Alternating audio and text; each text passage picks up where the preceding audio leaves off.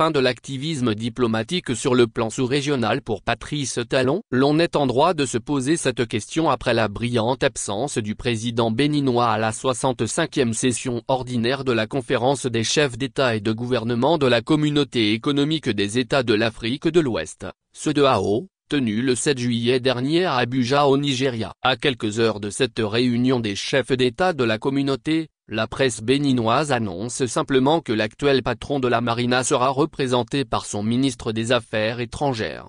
À en croire la presse locale, le chantre de la rupture était déjà absent du territoire national. Au lendemain du Conseil des ministres du mercredi 3 juillet, l'homme fort de Cotonou se serait envolé vers Paris. Officiellement, aucune communication n'a été faite autour de ce voyage qui intervient à quelques jours d'une réunion importante pour les chefs d'État de la communauté économique ouest-africaine. Pourquoi Patrice Talon a-t-il fait ce choix? S'il est vrai qu'il n'était pas tenu d'être présent à cette rencontre, il avait montré il y a quelques mois beaucoup d'intérêt aux activités de la communauté économique des États de l'Afrique de l'Ouest, CEDEAO.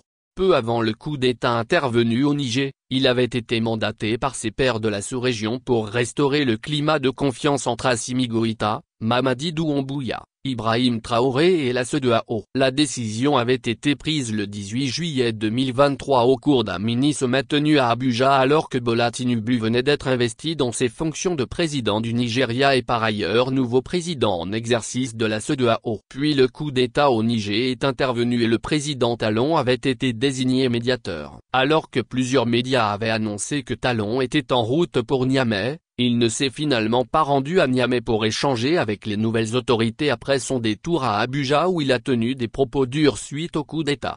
La situation est suffisamment préoccupante pour que la CEDEAO et le président Tinubu, le président du Nigeria, voisin du Niger, avec le Bénin, voisin du Niger également, nous prenions la chose au sérieux et agissions rapidement. Je crois que tous les moyens seront utilisés, au besoin pour que l'ordre constitutionnel soit rétabli au Niger. Mais l'idéal serait que tout se passe dans la paix et dans la concorde, donc les actions de médiation seront renforcées ce soir même pour que cette situation s'arrange dans la paix, avait déclaré le président Talon.